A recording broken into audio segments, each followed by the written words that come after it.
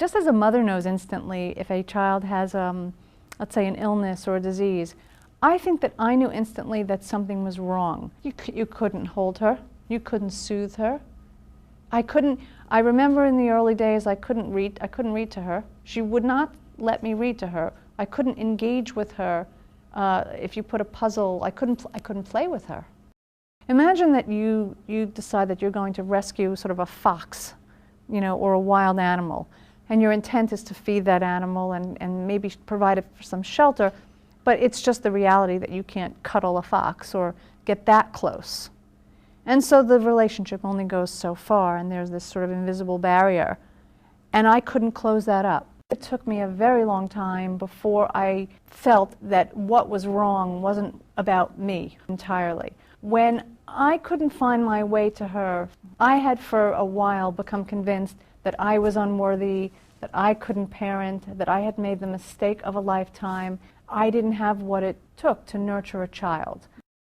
I was in a danger zone, she was in a danger zone, our family was not solidifying, and there was a lot of sadness, which was really heartbreaking, because you don't go 10,000, to the other side of the world twice, to Siberia in the winter, both times, and take a baby from an orphanage and think for a minute that it's going to be anything less than something you're going to throw your full self into. When Julia was about 3, I had mentioned a lot of these odd social behaviors to her pediatrician, and he mentioned, for the first time I heard, reactive attachment disorder, and I wasn't ready to hear that.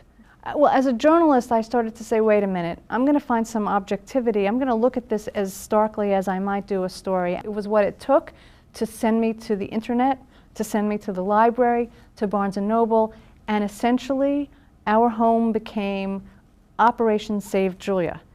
Like many children who have started their days institutionalized, who've lived in orphanages, 10 babies to a room, 100 babies to an orphanage, in rather stark circumstances with multiple caretakers, is that these children from Russia come to America and they have all sorts of behavioral issues. And they have trouble bonding. And what they eliminate is the possibility for lovely moments.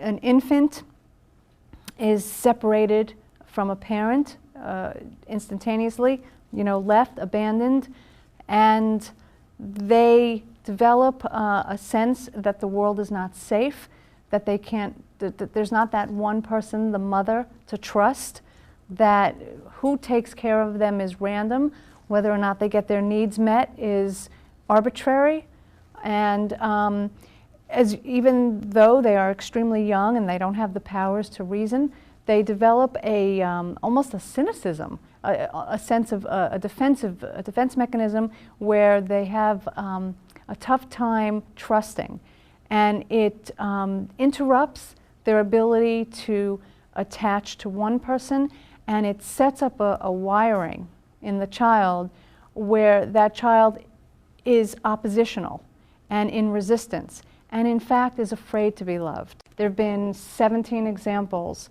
of Russian children who've been adopted who have died at the hands of their adoptive parents. I don't think they've ever had violent tendencies toward Julia, but I can understand how if I didn't at least have the support of my husband, if I at least didn't feel as though there was somebody to catch me every night, I might have spiraled much more out of control. I started to work with Julia when she was sort of turning from 4 to 5.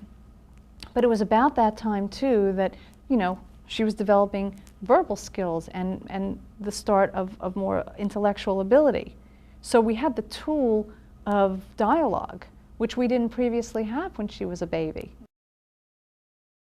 These children, for example, are hooked, and I mean addicted, to chaos.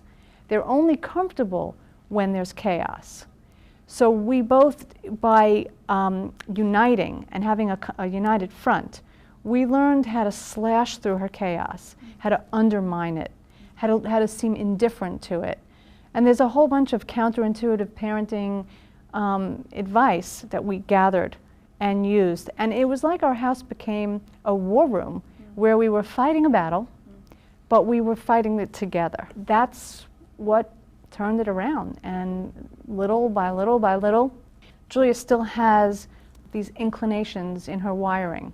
But the difference is that before, she was unattached. She was not bonded, and now she is.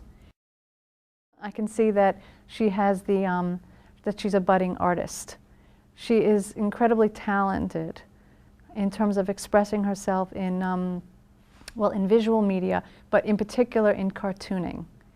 And there's a whole life that lives inside of Julia's head that's been expressed all along, but that's really starting to develop now. And I cling to that happiness. There's one great irony to this whole thing is the early days in Julia's life would have said to me, you have no maternal instinct. And because that was the initial experience. I have no maternal instinct, this isn't working. But ironically, and maybe this was the life lesson, was that it took my very instinct and trusting myself to say, I can figure this out.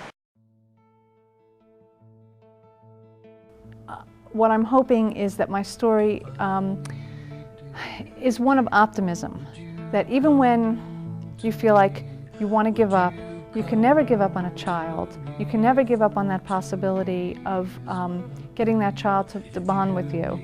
And I want that story to be told. I hope that other women who might feel what I was feeling and do it in isolation would be more inclined to share their situation and go in search of help, whatever method they choose. And I think, like I said, this situation is not specific just to internationally adopted children, though I think that if you looked at the pool of population that is parents with international adopted children, that there would be a disproportionate number of those people who have probably struggled with this issue or some version of this. If I needed you, would you come to me? Would you come to me to ease my pain? If you needed me, I would come to you. I'd swim the sea to ease